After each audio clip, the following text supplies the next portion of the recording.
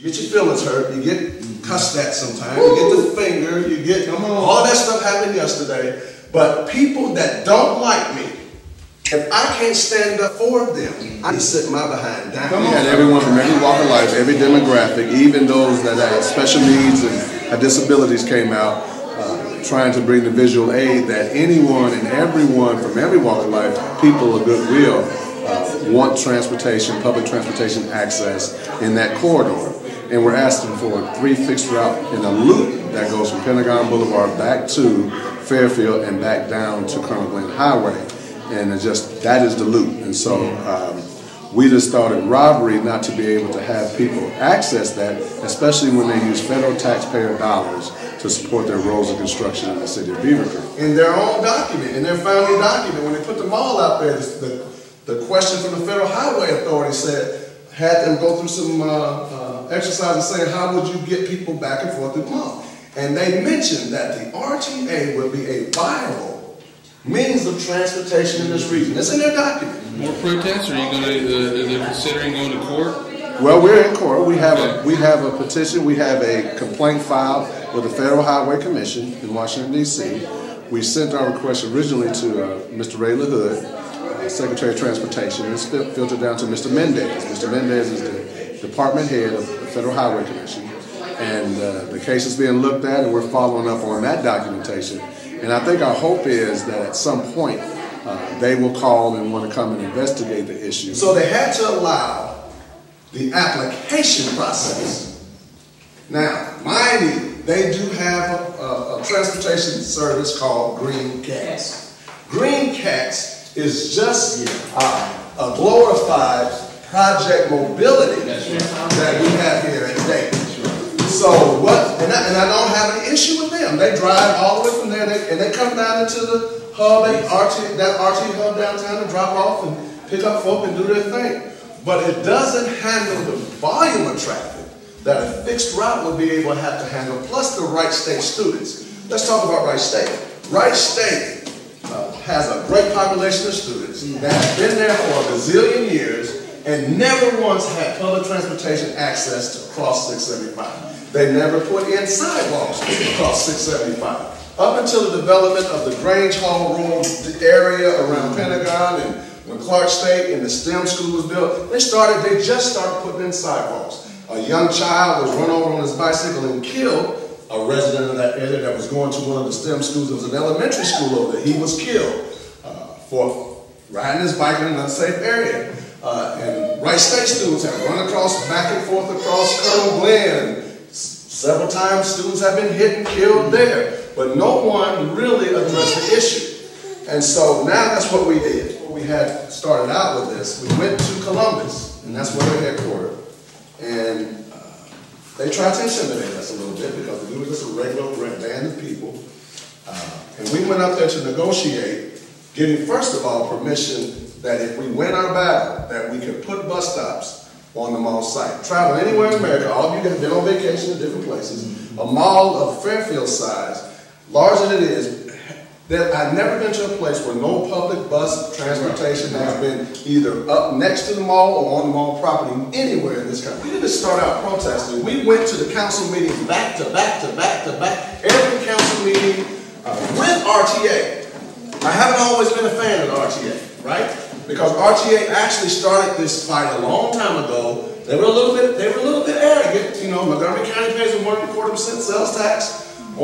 Every year, all of us pay for the RTA to exist. We got to pay our little fair share so the government kicks in their part. But this time, the RTA went in and said, because they wanted it so bad, the green was coming and all of this stuff's going on, that we will do it absolutely free.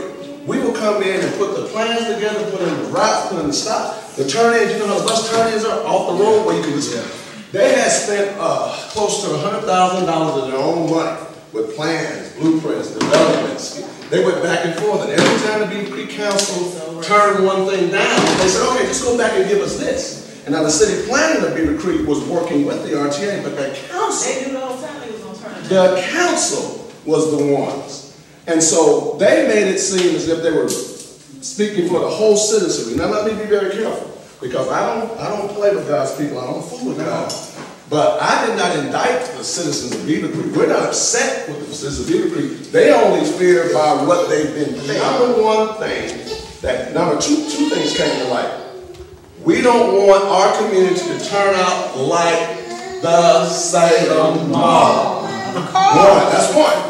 And the Dayton Mall. And the Dayton Mall was another, and they dealt with it. That's the third one. But this other one was, we don't want our community to be the corner of chaos. Where's the corner of chaos in Dayton? Used to be Third Main. And so I'm saying that, and so when I get back to it, you understand why I'm giving those 2 points.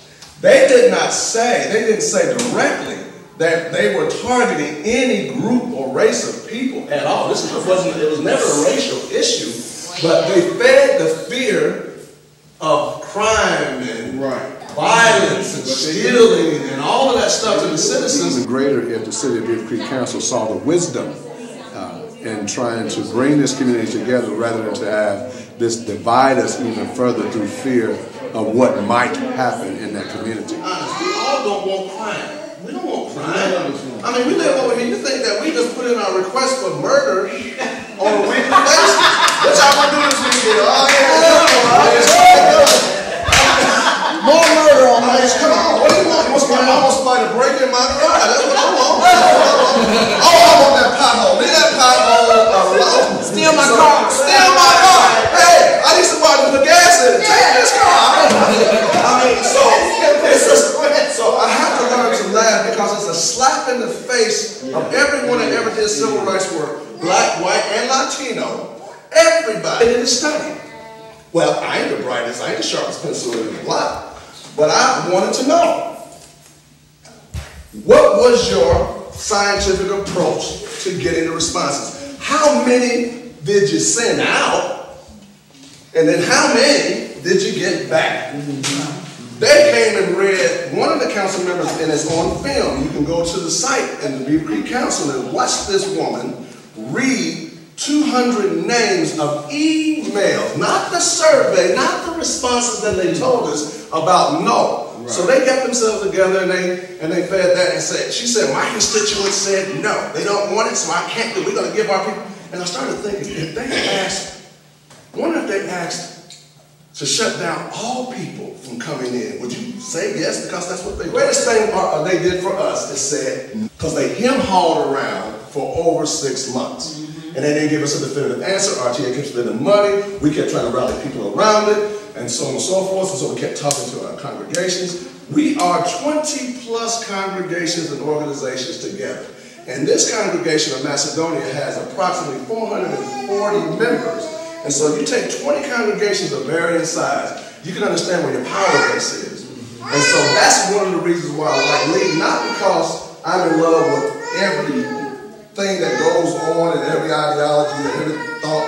It is about building the relationships that serve a great cross-section of our community, and people that don't look like me have the same common interests, the same common concerns, so that this baby, if that baby wants to get on public transportation and ride across the bridge, that baby can do it without anybody having anything to say about it. Get to the real issue. $970 some odd million for improvements to roads and infrastructure in that area. Guess who pays federal taxes? Everybody. They're taking my dollar. I'm a U.S. veteran, 8 years Air Force. I'm proud of my service. I mean, I'm proud of it. But you're not going to get my tax dollars and discriminate against nothing and nobody. Whether you're Hispanic, whether you're black, whether you're a woman, whether you're a child, whether you're a boy, a girl, or whoever. We have everybody from every walk of life that pay taxes that have to listen to this. Stay steadfast in our belief that even though they say no, we will continue to speak truth and speak for justice for everyone, not just for folks in the west side of Dayton, not just for people that are one color or another, but any citizen of Dayton that wants public transportation, especially in these economic times. Having options and then to deny access to those options is an injustice anywhere in America in this day and age. Time out for denying access and opportunity for people, so based solely on the fear of what may happen. Taking $900+ million of federal tax money, my tax dollars, your tax dollars, to make a decision is just unjust. So if you're not going to play by the rules, don't apply for the money that tells you to live by the rules. And that's where we stand. Okay, thank you so much for your time. Yeah, bless you. Ronnie, I'm gonna get